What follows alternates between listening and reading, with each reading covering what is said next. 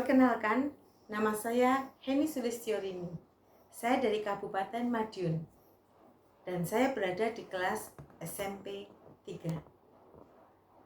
Mari, hari ini kita akan belajar bagaimana proses pengambilan keputusan ketika kita dihadapkan pada dilema moral. Kita akan menerapkan 9 langkah pengambilan dan pengujian keputusan.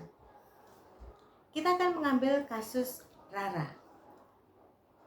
Suatu hari, Rara bertugas piket di perpustakaan.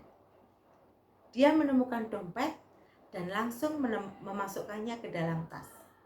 Saat itu, sahabat baiknya, Tari, yang sering ditolong oleh Rara, menyaksikan hal itu. Selang beberapa saat kemudian, pihak sekolah yang diwakili oleh Bu Sri mengumumkan kalau Nina telah kehilangan dompet di perpustakaan. Apa yang terjadi dengan Tari? Disinilah terjadi dilema moral. Dia ingin mengembalikan dompet itu, tetapi dia juga tidak ingin hubungan baiknya dengan Rara rusak. Bagaimana mengatasi hal ini? Kita akan terapkan 9 langkah pengambilan dan pengujian keputusan. Yang pertama, saya akan mengenali tentang nilai-nilai yang bertentangan. Ada nilai kejujuran dan nilai keadilan. Di satu sisi saya ingin jujur mengembalikan dompet ke pemiliknya. Tapi di sisi lain, saya juga ingin menjaga hubungan baik saya dengan teman baik saya, Rara. Inilah yang namanya dilema moral. Ada dua kepentingan yang penting, tetapi saling bertentangan. Langkah yang kedua, saya akan menentukan siapa saja yang terlibat. Ada Rara yang tadi menemukan dan menyimpan dompet. Yang kedua, Tari yang menyaksikan apa yang Rara lakukan. Kemudian yang ketiga adalah Nina yang kehilangan dompet. Dan yang keempat adalah Bu Sri selaku pihak sekolah yang mengumumkan telah terjadi kehilangan dompet.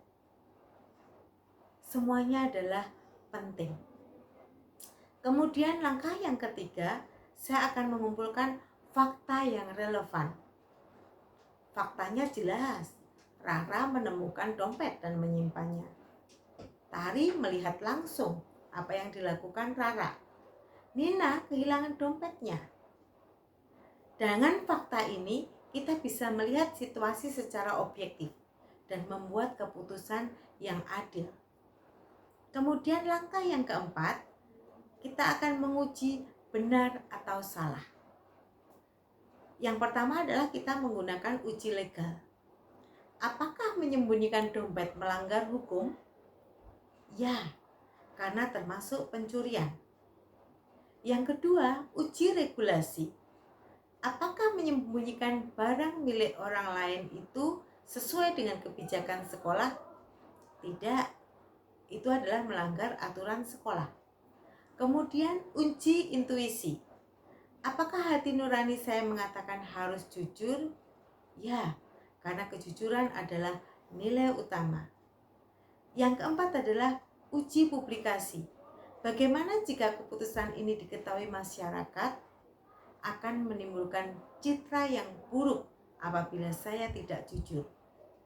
Kemudian langkah yang kelima, menguji paradigma benar lawan benar.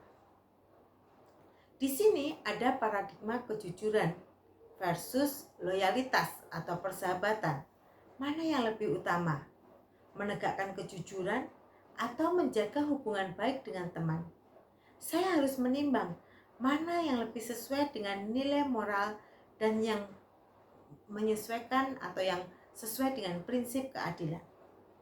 Langkah yang keenam adalah prinsip resolusi. Berdasarkan cerita tersebut, kita bisa memilih pendekatan etis utama yang sesuai dengan situasi tersebut. Yang pertama, pendekatan berbasis hasil akhir. Akan menilai keputusan dari dampak yang ditimbulkan, seperti kejujuran dan keadilan serta kepercayaan orang lain terhadap kita. Jika kita memilih pendekatan ini, kita akan berusaha agar dompet dikembalikan kepada pemiliknya atau Nina, agar keadilan dan kepercayaan tetap terjaga.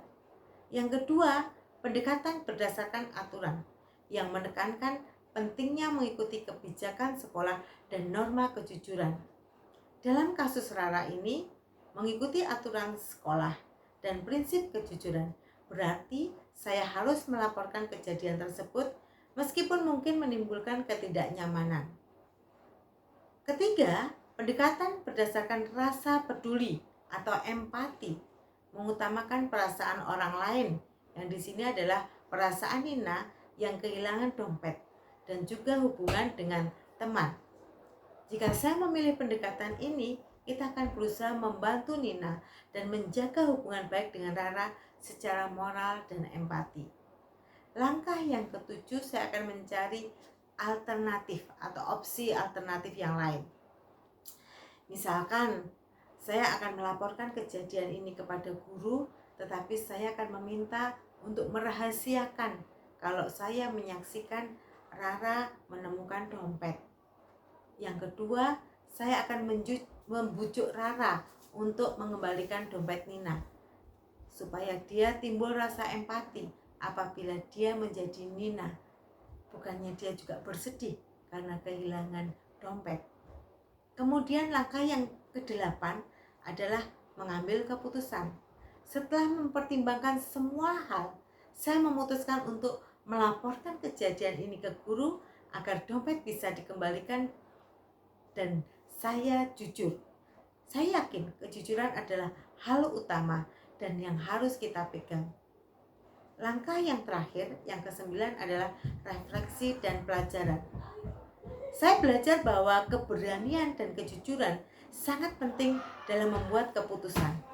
Dengan berpegang pada nilai moral, kita bisa membangun karakter yang kuat dan dihormati orang lain. Jadi, mari kita selalu berbuat jujur dan berani mengambil keputusan yang benar demi kebaikan bersama. Dengan demikian, apa yang bisa saya bagikan hari ini semoga bisa menjadikan kita pribadi yang jujur dan berani dalam mengambil keputusan. Terima kasih sudah mendengarkan. Sampai jumpa dan tetap semangat.